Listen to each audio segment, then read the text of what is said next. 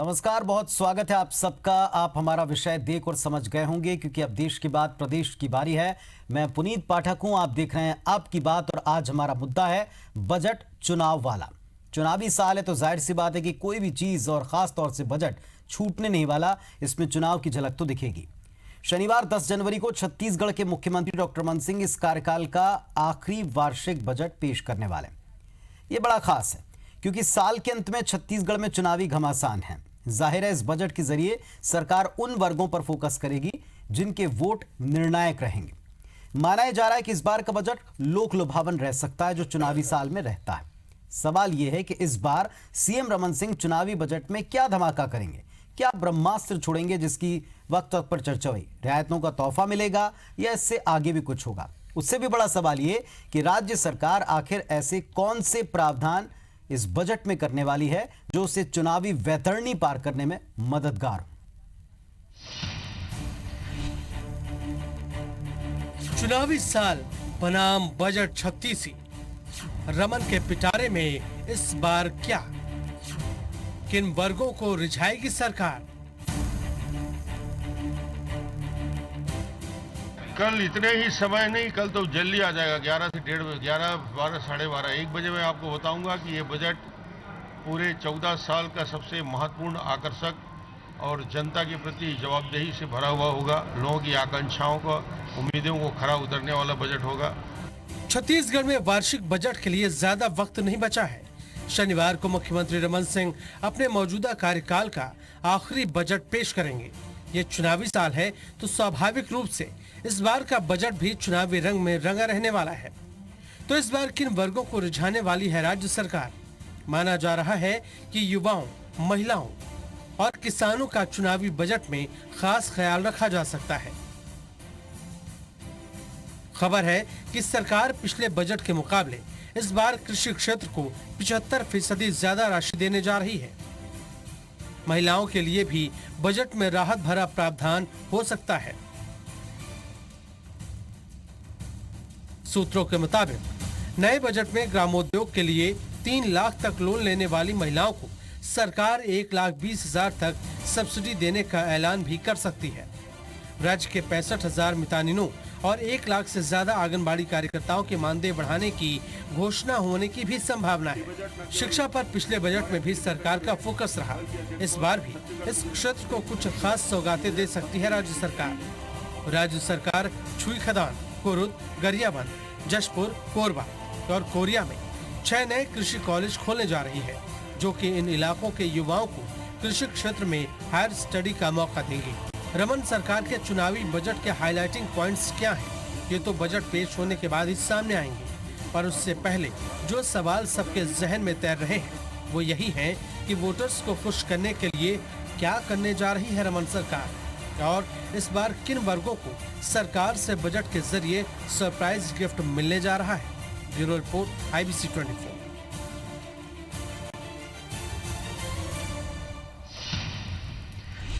तो चलिए बिना देर किए हमारे साथ में आज एक वृहद पैनल है और आम लोग भी जुड़ रहे हैं। सीधे हम उनका रुख करते हैं। सबसे पहले परिचय हम आपसे करा दें। हमारे साथ स्टूडियो में यहां पर जुड़ चुके हैं कांग्रेस के वरिष्ठ नेता रमेश वर्ल्यानी साहब और जब भी बजट पर हम चर्चा करते हैं वो हमारे साथ रहते हैं। भारतीय जनता पार्टी से जवाब देने के लिए नरेश गुप्ता साहब हैं। स्वागत है सर आप दोनों का। TS कोष्टा साहब हैं जो कि कृषि अर्थशास्त्री हैं, आपका भी बहुत बहुत स्वागत है। किसान वर्ग से चूंकि सबसे बड़ी घोषणाओं की उम्मीद है तो द्वारिका साहू जी हमारे साथ में हैं। पैनल के ऊपर राजेंद्र जग्गी साहब हैं जो कि उपाध्यक्ष हैं चेंबर ऑफ कॉमर्स छत्तीसगढ़ के, बहुत बहुत स्वागत है आपका। और साथ में मेरे 2 सहयोगी विश्वेश ठाकरे जांजगीर से और स्टार जैन रायपुर से जुड़े हुए हैं जिनके साथ में आम लोग हैं, किसान हैं। सबसे पहले चूंकि ये कृषि प्रधान प्रदेश है और अब की बार जैसे नेशनल का बजट रहा है, देश का बजट रहा है, इसमें सबसे ज्यादा कृषि के सेक्टर को किसानों को मिला है तो उम्मीद है कि किसानों को मिलेगा। तो मैं आऊंगा किसानों के वर्ग के ऊपर बातचीत करने के लिए और सबसे पहले चलते हैं सीधा जांजगीर से हमारे सहयोगी विश्वेश के पास। विश्वेश, ऐसा लगता है कि अब की बार जो प्रदेश का बजट है चूंकि चुनावी साल है इसलिए तमाम वर्गों पर फोकस होगा और सबसे बड़ा फोकस अगर कहीं होगा शायद तो ऐसा लगता है कि कृषि सेक्टर पर हो सकता है। संकेत कम से कम इसी तरह के हैं। क्या वहां से लोगों की उम्मीदें जुड़ रही हैं?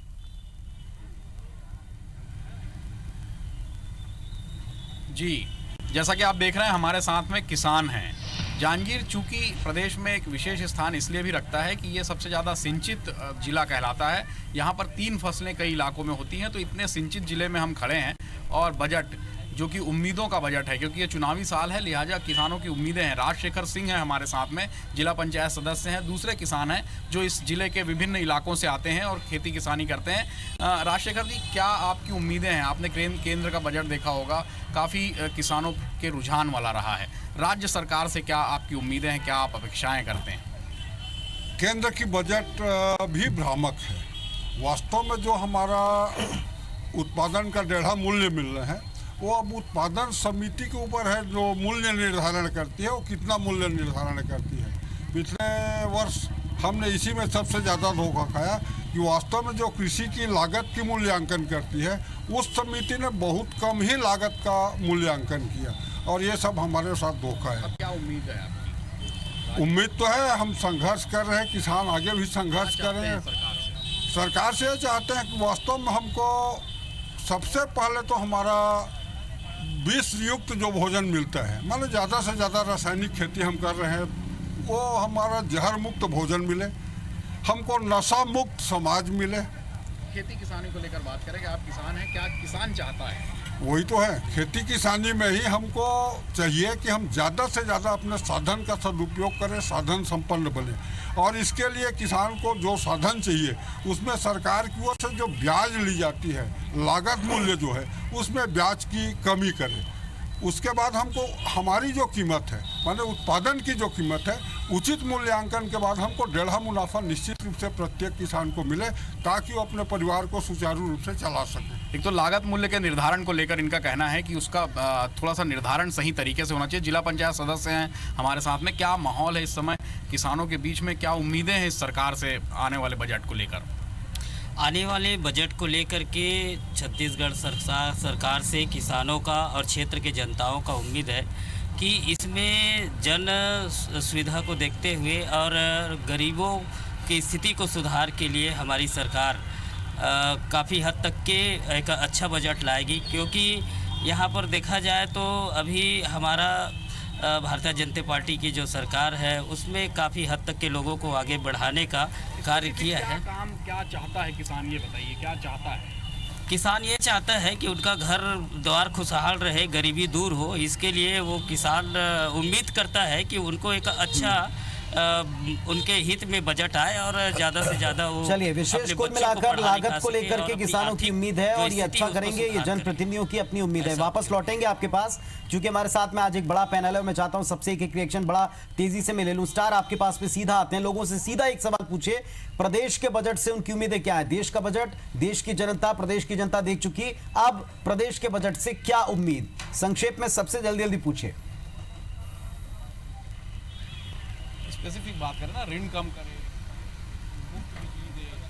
जी। सबसे पहले आपसे जानना चाहेंगे क्या उम्मीद करें, शॉर्ट में जानना चाहेंगे, प्रदेश का बजट आने वाला है? जो हमारा जो प्रदेश में बजट लॉन्च होने जा रहा है, उससे हमारी सर उम्मीदें हैं कि वुमेन एम्पावरमेंट के लिए कोई ऐसी चीज़ें की जाए जो जिससे महिलाओं को कुछ बढ़ावा मिल सके। आपसे जानना चाहेंगे क्या एक्सपेक्ट कर रहे हो बजट से आप? मैं तो इनकम टैक्स पे बोलता हूँ कि इनकम टैक्स स्टेट का बजट है ये। अच्छा, स्टेट का। जी बताइए, आप स्पोर्ट्स फ्रेटर्निटी से हैं, क्या उम्मीद कर रहे हैं, कैसा होना चाहिए राज्य का बजट, क्या उम्मीद कर रहे हैं आप? वर्तमान समय में खेल को बढ़ावा देने के लिए बजट में प्रावधान किया जाना चाहिए। चूंकि मैं स्क्वेश से हूं, तो ये मेरी उम्मीद रहेगी कि स्क्वेश एकेडमी की स्थापना छत्तीसगढ़ राज्य में की जानी चाहिए। गृहिणियां भी हमारे साथ मौजूद है, उनसे जानना चाहेंगे, स्टेट का बजट आ रहा है, क्या एक्सपेक्ट कर रहे हैं आप प्रदेश के मुखिया से? यहाँ हाउसवाइफ्स को भी कुछ एग्जम्पशंस मिलनी चाहिए, हम लोग घर बैठे बिजनेस कर पाएं। 2 to 3 लाख के ऊपर का हम लोग को एक एग्जम्पशन मिलना चाहिए। स्टेट गवर्नमेंट का बजट है ये, क्या एक्सपेक्ट कर रहे हो आप इनसे कि महंगाई जिस प्रकार से बढ़ रही है, वुमेन सब्सिडी के लिए या दूसरी योजनाएं महिलाओं के लिए किस प्रकार से चलाई जानी चाहिए? सर ऐसे तो चलाई जानी चाहिए, हमारे लिए कुछ ऐसे शॉपिंग्स वगैरह के लिए रिटेल काउंटर्स में हम लोग जैसे जाएं तो कुछ एक्स्ट्रा हमको बेनिफिट्स मिले। स्टूडेंट्स भी हमारे साथ मौजूद है, क्या एक्सपेक्ट कर रहे हो बजट से? आप लोग प्रदेश के मुखिया स्टेट का बजट पेश करेंगे आप? जैसे आजकल देखा जा रहा है कि लीकर अल्कोहल बहुत ज़्यादा हो रहे हैं, तो हम चाहते हैं कि उसका टैक्स रेट बढ़ाया जाए ताकि सब अल्कोहल के दायरे पर ना जाए। संक्षेप में जानना चाहेंगे, बजट से क्या उम्मीद लगा कर रखे हो? बजट से एक्चुअली एजुकेशन को एलोकेशन मिलना चाहिए, कि मतलब चलिए कि स्टार, हमने जो भी सबकी बजट बातें है सुनी उससे और सबको अपने अपने हमारा वर्गों में कुछ जो न कुछ खास poor चाहिए people और है, सबको उनका standard अपने of अपने living वर्ग में अच्छा है। रियायतों का शिक्षा पे राहतों का फोकस किया इंतजाम है, जाना लेकिन चाहिए, साथ ही साथ देश लिकर का और बजट। नशे बिल्कुल की स्टार। चीजों पर टैक्स बढ़ाया जाना चाहिए, ठीक ये है इनकी स्टार, मांग है। हमने सबकी बातों को हमने सुना है। सीधा हम स्टूडियो की तरफ आते हैं क्योंकि हमारे साथ में एक पूरा बड़ा पैनल यहाँ मौजूद है। द्वारिका साहू जी शुरुआत करेंगे। द्वारिका जी, एक किसान अपने रिएक्शन दे चुके हैं, उन्होंने एक बात बड़ी इंपॉर्टेंट कही है। ये बातें सरकार से भी आप कई बार कह चुके हैं अलग अलग मंचों पर कि जो आपका दाम तय करते हैं, लागत तय करते हैं, अगर वो प्रैक्टिकल ना हुए तो आपको शुरू से लेकर अंत तक किसी भी चीज का वास्तविक लाभ नहीं मिल पाएगा और एक छलावा आप महसूस करेंगे।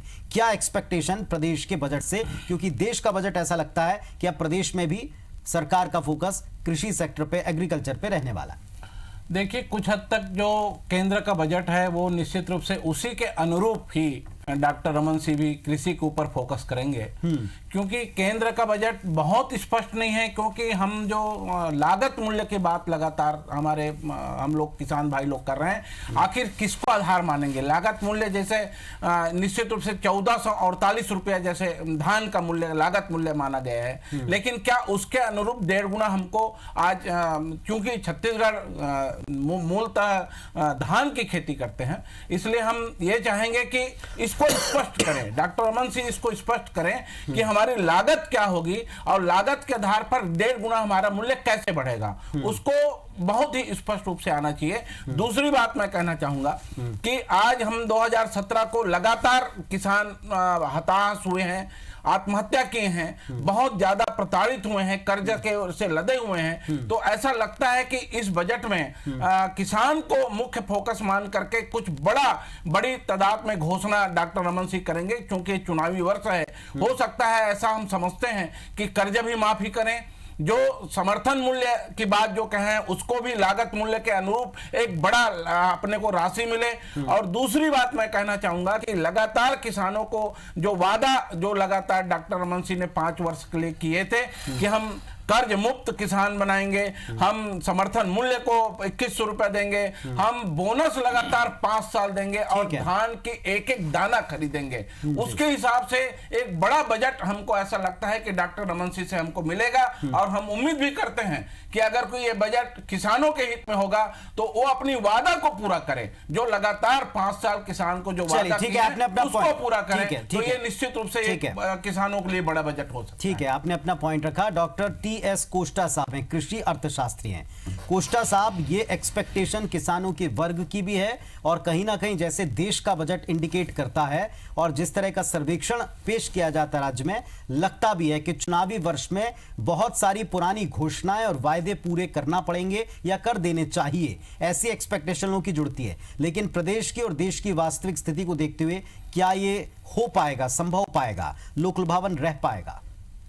देखिए, इस बारे में बड़ा स्पष्ट रूप से मैं बता देना चाहता हूं कि जो बजट आने वाला है, निश्चित रूप से जो हम उम्मीद कर रहे हैं कि जो मिनिमम सपोर्ट प्राइस है या न्यूनतम समर्थन मूल्य है वो 2250 रुपया करीब होने वाला है। अभी वर्तमान में हमारा समर्थन मूल्य 1550 रुपये घोषणा हुई है, लेकिन आगामी बजट में हम उम्मीद करते हैं और हमने ये प्रपोज भी किया है। हमारे इंदिरा गांधी कृषि विश्वविद्यालय में अभी एक CSCP की मीटिंग हुई थी, उसके चेयरमैन हमारे शर्मा जी वहां से पधारे हुए थे सेंट्रल गवर्नमेंट से, और उसमें हम लोगों ने ये निर्णय लिया है कि हमारे धान का समर्थन मूल्य 2250 रुपये होने जा रहा है। और ये पैमाना हम लोगों ने किसान के खेतों पे जाके हमारे राज्य का जो कृषि विभाग है वो किसानों से जाके सीधा उन्होंने कास्ट ऑफ कल्टीवेशन जो उत्पादन लागत है उसको निकाला है, और उस उत्पादन लागत निकालने की जो विधि है उनकी वो बहुत ही मतलब सॉलिड है, बहुत परिपक्व है वो। और मैं ये मानता हूं कि उसमें वो स्वीकार कर रहे हैं कि राज्य शासन हमारी 2250 रुपये सेंट्रल गवर्नमेंट उस न्यूनतम समर्थन। कोष्टा जी, आपने जो मुद्दा उठाया वो काफी इंपॉर्टेंट है और आपने सुना होगा किसान को जो हमारे साथ में फील्ड से जुड़े थे उनका भी कहना था कि आप प्रैक्टिकल आधार के ऊपर या व्यवहारिक आधार के ऊपर अगर आप लागत तय करते हैं तभी आप उसका ठीक समर्थन मूल्य तय कर पाएंगे, या उसके ऊपर जो अपना 1.5 गुना वाला आप उनको लाभ का एक बजट में कुछ प्रावधान करने वाले तब आप उनको वो दे पाएंगे। आप कह रहे हैं कि आपको विश्वास रखना चाहिए कि इतना हो जाएगा और ये काफी प्रैक्टिकल है।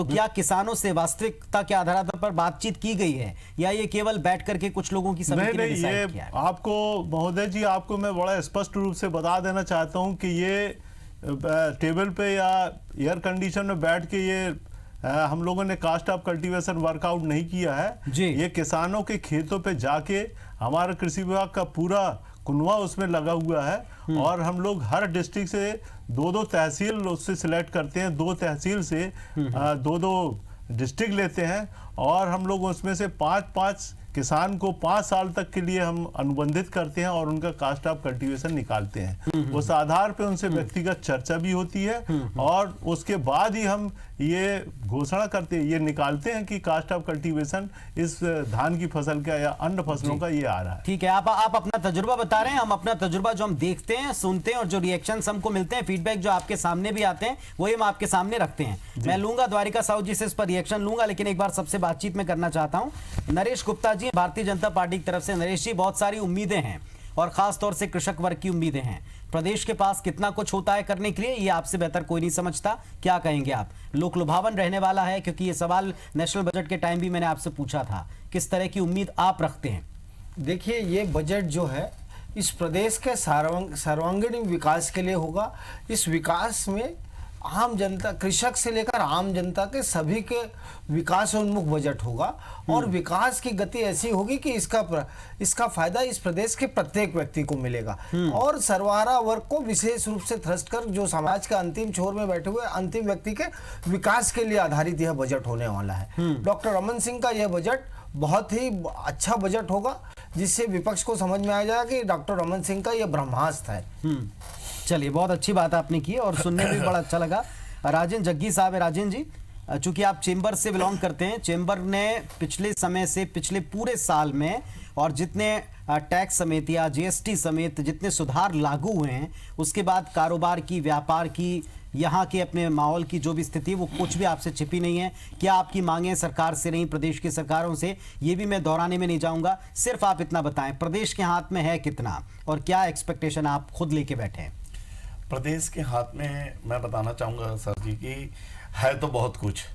अभी हमें हमारी जो एक सोच है और हम मान के चल रहे हैं कि शायद ये पूरी हो जाए कि हम आज अन्य राज्यों जो हमारे लगे हुए राज्यों में है उनकी अपेक्षा हमारे यहाँ डीजल पे टैक्स, वेट की टैक्स बहुत ज्यादा है। हमने मांग की है कि 5% कम से कम इससे कम करते हैं तो इससे हमारे व्यापार का और किसानों का और सबके ग्रोथ भी बढ़ेगा और आय के साधन भी, राजस्व भी बढ़ेगा। तो हम ये मान के चल रहे हैं कि किसानों के हित में और देश की अपना प्रदेश की जनता के हित में कम से कम डीजल पे 5% वेट टैक्स ये कम करने का हमारा सोच है कि शायद इस पे एक बहुत अच्छा एक निर्णय आ जाए, क्योंकि एक पुरानी मांग है और आम जनता को भी इससे बहुत ज्यादा राहत मिलेगी, हम लोग की सोच है। वरल्यानी साहब, आपका भी रिएक्शन? आपने सब वर्गों की उम्मीदें भी सुनी और खासतौर से आपने नरेश गुप्ता जी को भी सुना कि सर्वांगीण विकास होगा और प्रदेश के हाथ में कितना, ये भी आपसे बेहतर कोई नहीं जानता। टैक्स को तो आप बाखूबी समझते हैं।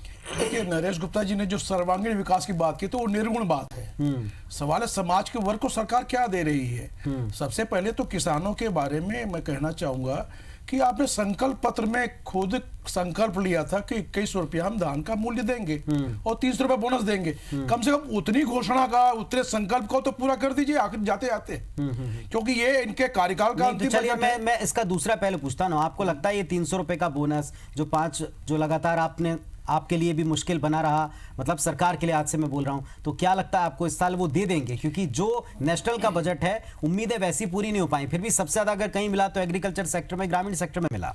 देखिए, बजट में प्रावधान करना अलग चीज है, लेकिन उसका क्रियान्वयन करना एक अलग बात है। इस साल रमन सिंह देंगे 300 रुपए बोनस, लेकिन हमारा ये कहना है कि पिछले सालों का जो बोनस आपने किसान का हड़प लिया तो उसको भी तो कंपनसेट करिए। आप चुनाव जीतते हैं उस साल बोनस देते हैं और जब चुनाव आता है तब बोनस देते हैं। बीच के सालों का बोनस किसान के साथ खा जाते हैं, तो ये छल है किसानों के साथ। और फिर 2100 रुपया की घोषणा आपकी स्वयं की है, दिल्ली में आपकी सरकार है, तो आप समर्थन मूल्य दिल्ली से बढ़वाइए या अपने संकल्प को पूरा करिए। ये किसानों के साथ ये उनके हित में होना चाहिए। एक और बात रमेश जी, मैं आपसे इस पर भी स्पेसिफिक एक वो चाहता हूं कि निवेश को लेकर के देश में और प्रदेश में भी माहौल बनाने के लिए कई सारी मीटिंग्स होती हैं, कई सेमिनार्स होते हैं, कई समिट्स होते हैं। आप भी बाहर जाते हैं, मतलब देश के और प्रदेश के मुखिया भी यहाँ से बाहर जाते हैं, खूब प्रयास करते हैं। इसके लिए इंफ्रास्ट्रक्चर का मजबूत होना जरूरी है।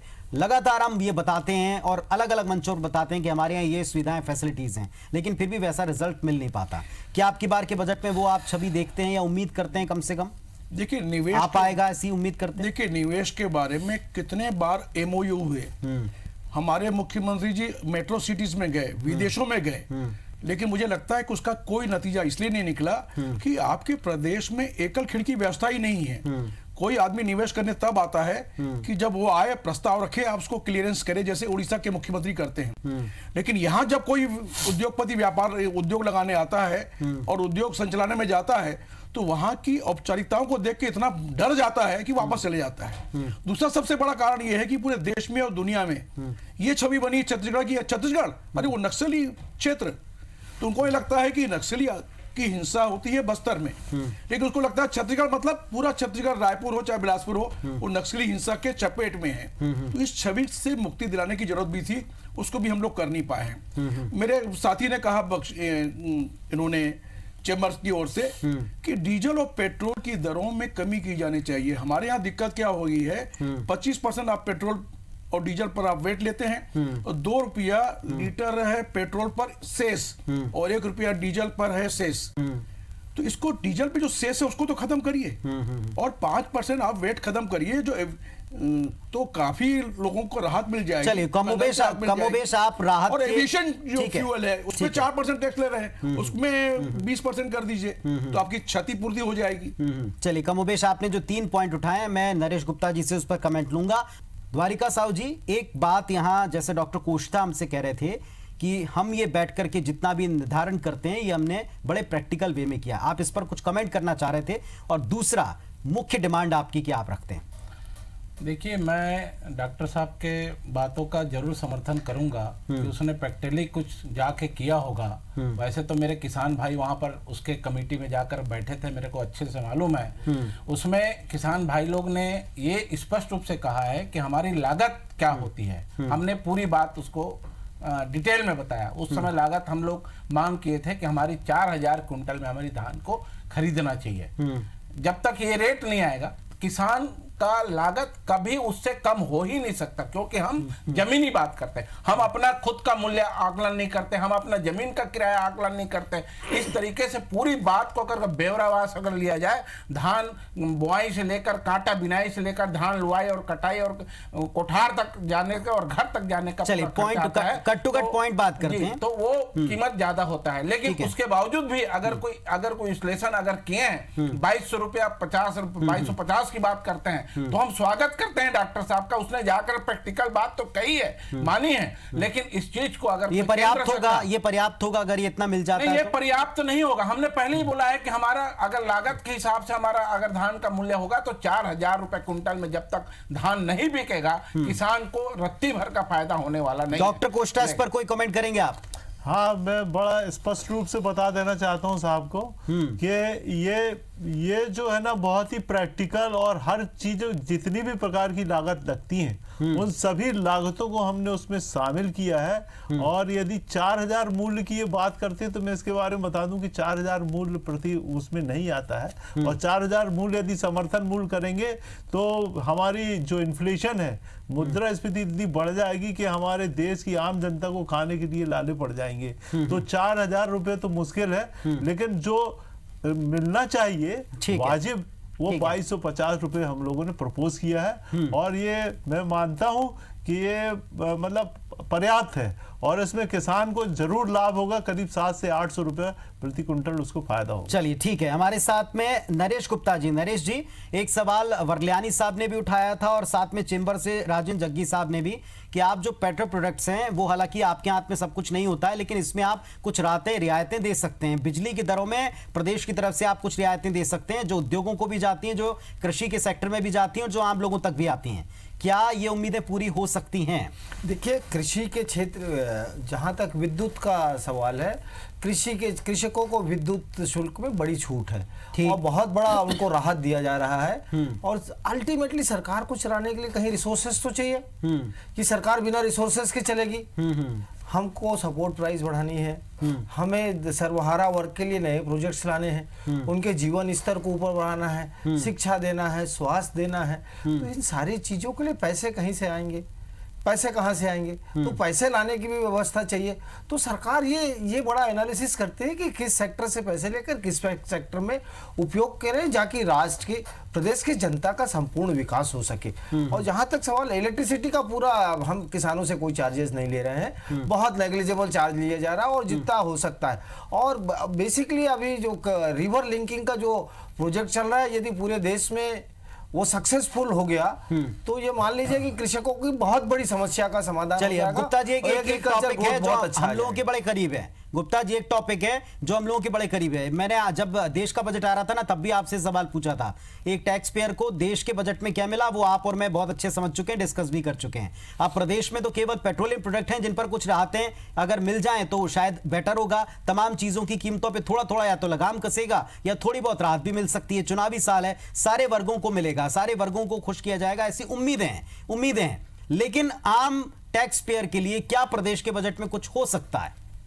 देखिए, ये अब कल पिटारा खुल जाएगा। आम टैक्स पेयर के साथ साथ आम जनता की भी राहत। मैं इसमें गृहिणियों को भी शामिल कर रहा हूं, मैं इसमें मिडिल वर्ग को भी शामिल कर रहा हूं। सारे लोगों को राहत मिलेगी कल के बजट में, आप चिंता न करें। और जो जैसा आज तक हम राहत देते आए हैं क्षेत्रों में और राहत देंगे। तो बताइए। चलिए एक सवाल पूछ रहे हैं वरल्यानी साहब, आप अगर ये राहतें एक्सपेक्ट कर रहे हैं तो कोई सेक्टर भी आपने चुने होंगे, और आपने बड़ी अच्छी बात की, कहां से लेना है कहां से देना है देखना पड़ता है सरकार को। ये कल पिटारा खुल जाएगा। ये बजट तो आज तो बहुत कॉन्फिडेंशियल है, मैं उस पर चर्चा भी नहीं कर सकता, ना मेरी जानकारी पे है। अक्सर ऐसा होता है ना सर, बहुत कुछ हमेशा मिडिल वर्ग के पास से ले लिया जाता है और जहां बटता है वो हम देख लेते हैं, लेकिन मिडिल वर्ग को कहां से आप उठा के थोड़ा बहुत देने वाले हैं ये जरूर पूछते हैं, भले इसका उत्तर मिले ना मिले। चलिए खैर, आपने अच्छी बात की कि सबको मिलेगा और कुछ घंटे बाद क्लियर हो जाएगा। वरल्यानी साहब, चूंकि आप टैक्स के स्ट्रक्चर को बहुत अच्छे से स्टडी करते हैं, प्रदेश के हाथ में है कितना, थोड़ा प्रैक्टिकली भी बात करें। देखिए, प्रदेश के हाथ और क्या क्या है? देखिए, प्रदेश के हाथ में सिर्फ वेट कानून है। जीएसटी का, क्योंकि सारी वस्तुएं तो जीएसटी में चली गई हैं, कुछ वस्तुएं हैं जो जीएसटी से बाहर है, वेट है। तो एक मध्यम वर्ग के लिए या आम आदमी के लिए एक पेट्रोल डीजल ही एक मुद्दा है जिसमें कम कर सकते हैं। और उसके लिए हमने कांग्रेस पार्टी की ओर से एक अच्छा सुझाव भी दिया है कि पेट्रोल डीजल को 25% से कर दीजिए 20% और सेस को हटा दीजिए।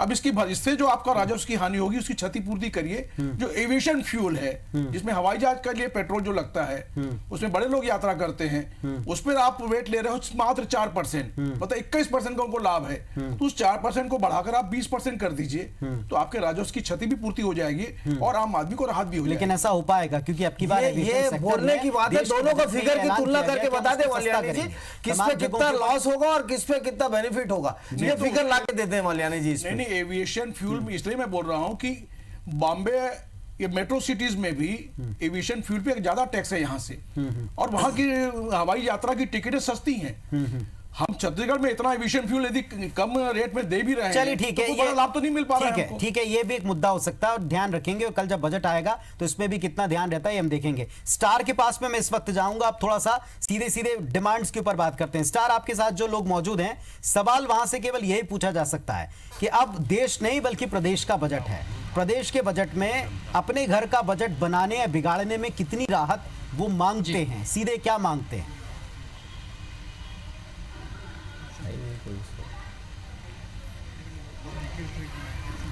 जी देखिए, देश के लिए राज्य का बजट आना है, आपसे एक एक लाइन में जानना चाहूंगा, क्या उम्मीद कर रहे हैं कि किस प्रकार से आपका घर का बजट सुधर सके? थोड़ा सी बिजली बिल के रेट कम से कम पर यूनिट कम से कम हो जाए, यही रिक्वेस्ट है हमारी छत्तीसगढ़ स्टेट लेवल से पूरे। हाँ, आप क्या उम्मीद कर रहे हैं? बिजली की बिल की उन्होंने बात की कि बिजली दर में कुछ कमी की जाए, आप क्या एक्सपेक्ट कर रहे हैं? राज्य का पिटारा कल खुलेगा बजट का। मैं तो एजुकेशन के कुछ चाहता हूँ कि अच्छे एक्सपीरियंस टीचर आए जो स्टूडेंट को कैरियर की तरफ फोकस कर सकें 12 के बाद। एजुकेशन पे फोकस किया जाए, पढ़े लिखे अच्छे टैलेंटेड टीचर्स आए जो स्टूडेंट्स को प्रमोट कर सके। शॉर्ट में जानना चाहेंगे, क्या एक्सपेक्ट कर रहे हो आप लोग बजट से कल? खेलों की एकेडमी खोली जानी चाहिए और ग्रास रूट से खिलाड़ियों को तैयार करने का योजना बनानी चाहिए ताकि छत्तीसगढ़ खेलों में और आगे बढ़ सके। मेडल तालिका में छत्तीसगढ़ आगे है, ऐसा स्पोर्ट्स इंफ्रास्ट्रक्चर डेवलप करना चाहिए। क्या उम्मीद कर रहे हैं आप हेल्थ सेक्टर की बात करें तो? क्या बोलते हैं, स्वास्थ्य विभाग की जो दवाइयां हैं उसकी सस्ती होनी चाहिए और एजुकेशन लोन सस्ता होनी चाहिए ताकि ज्यादा से ज्यादा लोग पढ़ाई कर सकें। जी, क्या एक्सपेक्ट कर रहे हैं बजट से आप लोग? स्टेट का बजट आना है, सेंट्रल का बजट तो आ चुका है, उसमें बहुत ज्यादा राहत नहीं मिली आम आदमी को। भाई मैं तो डीजल पेट्रोल का व्यवसाय करता हूँ, डीजल पे वेट कम होना चाहिए ताकि आम पब्लिक की चीजें सस्ती हो, लोगों को पहुंच में आए। डीजल पे से वेट कम होना चाहिए। आपसे शॉर्ट में जानना चाहेंगे क्या आप उम्मीद कर रहे हो बजट से? इस बजट से, राज्य बजट से हम ये उम्मीद करना चाहते हैं कि रिटेल मार्केट, रिटेल सेक्टर्स को डेवलपमेंट होना चाहिए, क्योंकि रिटेल सेक्टर्स के बाद ही आगे पूरे देश में बिक्री बढ़ती है। एक रिटेल अच्छा होगा तो आगे पूरे देश की चीजें अच्छी बिकेगी और अच्छी टैक्स जनरेट होगी। देख सकते हैं तमाम लोगों से हमने बात की, सबका ये मानना है कि भले सेंट्रल बजट में कुछ नहीं मिला लेकिन राज्य के पास भी बहुत कुछ ऐसा है जिससे बहुत राहत मिल सकती है। मसलन बिजली के बिल हो, एजुकेशन लोन हो, या अच्छे स्कूल के टीचर्स हो, या स्पोर्ट्स की फैसिलिटीज हो, या लोकल मार्केट्स डेवलप करने की बात है। साथ ही हेल्थ सेक्टर को लेकर भी जो स्टेट गवर्नमेंट के हॉस्पिटल्स हैं, तो ये तमाम चीजें राज्य के लोगों को अभी भी उम्मीद है कि बहुत कुछ इस बजट में भी उन्हें मिल सकता है। चलिए, विश्वेश ठाकरे हमारे साथ जांजगीर से जुड़े हैं। विश्वेश, अगर मेरी आवाज तक आप तक पहुंचे और वहां अगर लोग मौजूद हैं अभी भी, तो आप उनसे डायरेक्ट पूछिए कि क्या डिमांड वो रखते हैं वित्त मंत्री से या प्रदेश के मुख्यमंत्री से।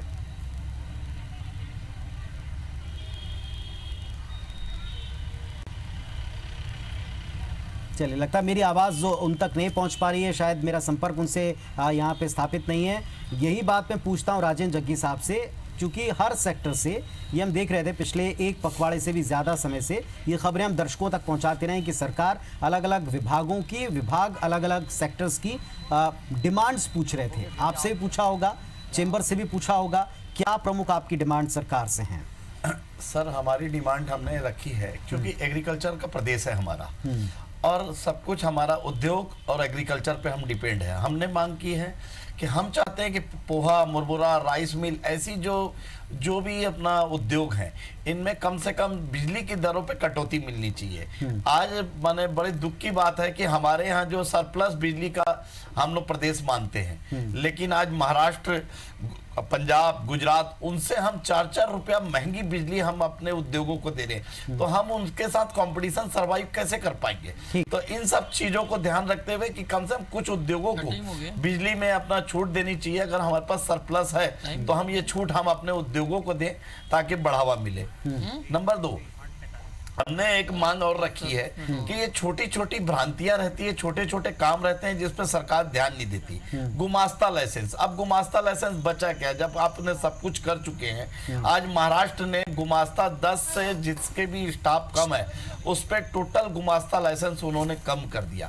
एक गुमास्ता लाइसेंस के नाम से जो भ्रष्टाचार और छोटी छोटी बातों के लिए आके अधिकारी परेशान करते हैं, इसको अब टोटल खत्म कर देना चाहिए। आपके पास अपना इसके कलेक्शन के लिए आदमी है नहीं और इन चीजों को आप खत्म करना नहीं चाहते। इससे भ्रष्टाचार को बढ़ावा मिलता है और व्यापारी बेचारा फोकट के परेशान होते रहता है। बल्कि हम तो ये 2 कदम आगे बढ़ के चाहेंगे कि व्यापार को बढ़ावा दीजिए। व्यापारियों को जो आप लोग अनाप शनाप आरोप और प्रत्यारोप लगाते हैं, व्यापारियों को बढ़ावा दें ताकि लोग व्यापार के प्रति आकर्षित हो, ना कि किसी अपना नौकरी की प्रति। एक व्यापारी भी अपना 5-5, 10-10 लोगों को रोजगार देता है। ठीक बात है। तो क्या ये केवल डिमांड्स रखी गई हैं या इस पर कोई आश्वासन भी आपको मिला? क्योंकि चुनावी ईयर है, चुनावी साल है, कोई वर्ग नाराज रहे ऐसा सरकार नहीं चाहेगी। नहीं सर, आश्वासन जैसा तो कोई बात नहीं है। एक अपनी अपेक्षा है कि शायद कुछ अच्छा हो जाए जाते जाते और भला। हालांकि उन्होंने हमारी हर बातों को हमेशा माना है और हमें पूरी उम्मीद है कि इस सलाह को भी हमारी वो बहुत पॉजिटिव लेंगे। चलिए ठीक है, एक बार फिर मैं विश्वेश का रुख करता हूं। विश्वेश हमारे साथ में जुड़े हैं। विश्वेश, मेरी आवाज अगर आप तक आ रही है, फाइनली क्या डिमांड है प्रदेश के वित्त मंत्री से या मुख्यमंत्री से? देखिए, सीधे किसानों से पूछते हैं, क्या लगता है आपको कि क्या डिमांड है आपकी? जो कल बजट पेश होने वाला है, क्या चाहते हैं आप लोग? स्पेसिफिक किन किन बातों की छूट चाहते हैं, क्या सुविधाएं चाहते हैं? निश्चित तौर पे कल का दिन हम किसानों के लिए बड़ा अच्छा दिन रहेगा और माननीय मुख्यमंत्री जी से हमारी अपेक्षा भी है कि वो हमारे पक्ष में, यानी हमको इस बार बजट से लाभान्वित करना। हम चाहते हैं कि आगामी हमारे प्रदेश में पशुपालन को बढ़ावा देने के लिए उस पर बैंकों से जो मिलने वाली ऋण है उसमें एक कम से कम राहत मिलनी चाहिए किसानों को। मछली पालन के क्षेत्र में जो किसान लगे हुए हैं उनको बैंकों से आसानी से ऋण उपलब्ध हो और उनको ऋण में अनुदान मिले या ब्याज दर उनकी कम हो। कृषि यंत्र की जो खरीदी बिक्री है उसमें एक जीएसटी वगैरह जो है उसका रेट कम हो। आपका इंसेक्टिसाइड जो अपन कीटनाशक या दवा वगैरह है उन पे एक टैक्स अपना जो जीएसटी वगैरह है वो कम होना चाहिए बस। पशुपालन एक बहुत बड़ा मुद्दा आपने सुना होगा। पशुपालन और मछली पालन पर जो सरकारी सहायताएं हैं वो ज़्यादा से ज़्यादा मिलनी चाहिए। आपका क्या विचार है कि क्या चाहते हैं आप? मेरा यही विचार है जो अभी भाई साहब बोले हैं कि जो मछली पालन है उनको अनुदान मिलना चाहिए और जो पशुपालन उनको भी अनुदान मिलना चाहिए। और बिचौलिए जो ऋण लेने जाते हैं तो हमको कई माध्यम से घूस देना पड़ता है, और घूस देना ना पड़े, हम सरकार से ही चाहते हैं। जी, बिचौलिए बहुत हैं, बिचौलिए मार्केट में बहुत हैं जो तमाम तरीके जब किसान सुविधाएं लेने जाते हैं तो कमीशन देना पड़ता है। इसी पे तो हम बात करते हैं कि वास्तव में किसानों को अधिकारियों के ज़्यादा दबाव में ना आके सीधा एक तो ऑनलाइन जो काम हो रहा है वो ठीक है। दूसरी बात, अगर बैंक ब्याज दर कम कर दे उससे हमारा जो लागत है वो घट जाए। चलिए ठीक है विश्वेश, ये तमाम वहाँ के सेक्टर की डिमांड है, किसानों की डिमांड है जो हमने सुनी है। बिल्कुल विश्वेश, हमने तमाम लोगों की डिमांड यहाँ सुन ली है कि अभी किसानों के हित में अभी बात हो रही है और लगता है मुझे कि इस बार ये पूरा विश्वास है, पूरा यकीन है कि किसानों के हित में सरकार हमारी जो बजट है उसको छत्तीसगढ़ के लिए लाएगी। और पूरा मुझे लगता है कि शिक्षा और मूलभूत जो समस्या है बिजली, पानी, शिक्षा, इसके लिए सरकार बहुत अच्छा बजट लाएगी और इसमें छत्तीसगढ़ की जनता ठीक है। ठीक है विश्वेश, हमने सबकी बातें सुन ली। अब थोड़ा सा एक और फाइनल कमेंट हम यहाँ पर लेते हैं। कुल मिलाकर डॉक्टर कोष्टा, जो एक विजन भी होता है, केवल आपका हिसाब किताब ही नहीं होता सालाना प्रदेश का, चूंकि इस प्रदेश को बने हुए और इसे विकास की राह पर आगे बढ़ते हुए आपने बहुत करीब से देखा है। और एग्रीकल्चर सेक्टर सबसे इंपॉर्टेंट है, इस बात से कोई इनकार नहीं करता। लेकिन क्या एग्रीकल्चर की ग्रोथ और एग्रीकल्चर की डिमांड उस तरह से इस बजट में पूरी हो पाएंगी, खास तौर से इलेक्शन के मद्देनजर? देखिए, इस बारे में मैं इतना कहूँगा कि हमारे सेंट्रल गवर्नमेंट का जो बजट आया उसमें किसानों को ज़्यादा से ज़्यादा फायदा देने के लिए उन्होंने प्रावधान रखे हैं अपने बजट में। और जहाँ तक हमारे किसान मित्र कह रहे हैं कि उसमें मछली पालन के लिए, पशुपालन के लिए, बागवानी के लिए, ये सभी प्रावधान बड़े अच्छे से सेंट्रल में रखे हैं। और मैं ये यदि समन्वय रूप से बात करूं तो ये कहूँगा कि हमारी राज्य सरकार भी इस ओर, हमारे जो सीएम साहब हैं, जो वित्त मंत्री का भी कार्यभार देख रहे हैं, वो बजट पेश करने जा रहे हैं। उनसे पूरी अपेक्षा है कि वो किसान के हित में एक कदम बढ़ के सेंट्रल ने जो बजट दिया है उससे आगे कदम रखेंगे और वो सब प्रावधान जो किसान भाइयों ने रखे हैं वो समन्वय विकास के लिए विकास उन्मुखी होंगे। अब मेरा यही कहना है। ठीक है नरेश गुप्ता जी, एक बड़ा छोटा सा सवाल। हम साल भर और खासतौर से चुनावी साल में एक शब्द सुनते हैं कि एक ब्रह्मास्त्र होगा जो सरकार के पास में, वित्त मंत्री के पास में है, जो पूरी चुनावी फिजा को प्रभावित करेगा। वो क्या होगा, उसका कोई संकेत दे सकते हैं क्या? देखिए, मैंने बहुत शुरुआत में कहा इस प्रदेश के अंतिम छोर में बैठे हुए व्यक्ति का विकास करना हमारी मूल अवधारणा है। उसी अवधारणाओं को ध्यान में रखते हुए ये बजट पुनः बनाया जाएगा जिससे इस प्रदेश का सर्वांगीण विकास, मतलब एक आध सेक्टर के बारे में या लोगों के बारे में थोड़ा बहुत अगर आप कुछ उम्मीद दे दें तो अच्छा है। लोगों को आज की रात जरा बेटर कटेगी। किसानों के लिए बहुत अच्छा बजट होगा और जो कम आय के लोग के हैं उनके लिए बहुत अच्छा बजट होगा। ये 100% है कि चलिए, मतलब एक बार मिडिल वर्ग की फिर आपके जुबान पर कोई बात नहीं आई। मतलब किसान ही होगा और लोअर मिडिल क्लास या जो कहते हैं ना, जो गरीबी रेखा वाले, बस वही होंगे। चलिए अच्छी बात है, ऐसा नहीं है, मैंने उनको डिक्लाइन नहीं किया, लेकिन जो बजट का स्वरूप होता है मूल रूप से अवधारणा वही होती है कि जो व्यक्ति जिसके पास कुछ भी नहीं है उसको तो सबसे पहले देने का अधिकार है, उसको पाने का हक है कि नहीं। आप मुझे बता दीजिए। ठीक है, एक आदमी 3 बार में खाके दिन में 3 बार मैं थोड़ा सा, और एक आदमी 3 दिन में 1 बार खाए, ये तो अनुचित होगा ना। इस वर्ग से आता हूं इसलिए मैं बार-बार उसकी बात करता हूं। चलिए फाइनल टाइम है, द्वारिका जी एक कोई डिमांड अगर सरकार से करें तो सिर्फ एक डिमांड। देखिए, मेरा तो पूरा किसानों के प्रति इतना ही कहूंगा कि आज अगर कोई किसान आत्महत्या कर रहे हैं तो उनकी एक बार कर्ज का पूरा माफ कर दें डॉक्टर रमन सिंह, तो उससे बड़ी किसानों के हित में कुछ नहीं हो सकता। तो मेरा एक ही गुजारिश है कि किसानों का पूर्णतः कर्ज माफ कर दें। और दूसरी बात है कि हमारी बेटियां और बेटे जो किसान के जो शिक्षक हैं, किसान से पैदा होकर के वो शिक्षक बने, शिक्षक कर्मी बने, उनकी मांग को पूरा करें, उनको संविलियन करके उनको पूर्ण वेतन भोगी बनाया जाए, ये मेरी प्राथमिकता है। चलिए बहुत बढ़िया। अब चैम्बर की तरफ से भी क्या मांग है साहब? एक मांग अगर आप सरकार से पूरी होने की उम्मीद करें या सबसे ऊपर उसको रखें तो? सर, अब चूंकि जीएसटी लागू हो चुका है और जितनी भी पुरानी रिकवरी या जो भी है 13-14 तक की, इसको अब उसको एक समाधान योजना लाके उसको समाप्त कर देना चाहिए, ताकि व्यापारी आगे जीएसटी में उलझे कि यहाँ उलझे, क्योंकि अब ये मध्य प्रदेश और बंगाल प्रदेश में भी लागू हो चुका है।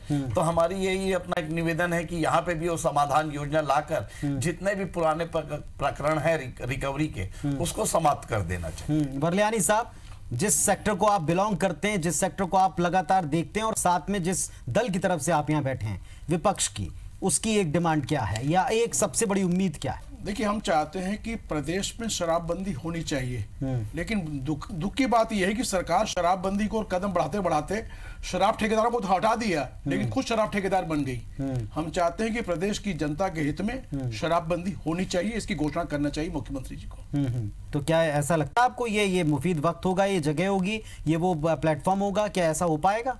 नहीं, सरकार ने खुद ही घोषणा की थी कि हम शराबबंदी की ओर बढ़ रहे हैं, इसीलिए ठेकेदारी प्रथा खत्म कर दी। लेकिन सरकार खुद ठेकेदार बन जाएगी, ये हमें कल्पना नहीं थी। तो सरकार जनहित में, लोगों के स्वास्थ्य के हित में और प्रदेश की जनता के हित में शराबबंदी की जो पूर्व उनकी घोषणा थी उसको अमल करे। केरल की इनकी सरकार क्या शराब ठेकेदारों की सरकार थी? तो शराब ठेकेदार, तो आप खुद ठेकेदार बन गए। शराब ठेकेदार को जो कमीशन मिल रही थी वो आप सरकार के खाते में जा रही है, वो उसका कोई हिसाब किताब नहीं। बरलियानी साहब, मैं चाहता था कि इस डिबेट का जो हम अंत करें वो एक उम्मीद के साथ में करें। चलिए, जो पॉइंट हमारी उम्मीद है कि पेट्रोल डीजल पर वेट टैक्स कम करें, ठीक है, और आम आदमी को राहत भी दें। चलिए, अब बस कुछ घंटे बचे हम सबके पास में। हम सब देखेंगे कि जब बजट को लेकर के ऐलान हो रहे होंगे तो सबके कान और आंखें केवल यही देखना और सुनना चाहते हैं कि उनके अपने लिए या उनके सेक्टर के लिए इस बजट में क्या कितना रह सकता है। हालांकि जो जानकार हैं वो बेहतर समझते हैं कि प्रदेश के पास में मौजूदा हालात में, मौजूदा स्ट्रक्चर में क्या और कितना है, लेकिन उसमें से भी कितना दिया जाता है। और एक बड़ी अच्छी बात जो कही गई इस चर्चा के दौरान कि कहां से लेकर कहां देना है, तो ये भी नजर रहेगी कि कहां से लेकर आपने कहां दिया और कितना दिया है। आप सबका शुक्रिया। एक बार फिर जुड़ेंगे तब जब आ जाएगा बजट और हम सबकी उम्मीदें कितनी पूरी हो पाएं ये सामने होंगी, फिर इस पर चर्चा करेंगे। आप सबका शुक्रिया, नमस्कार।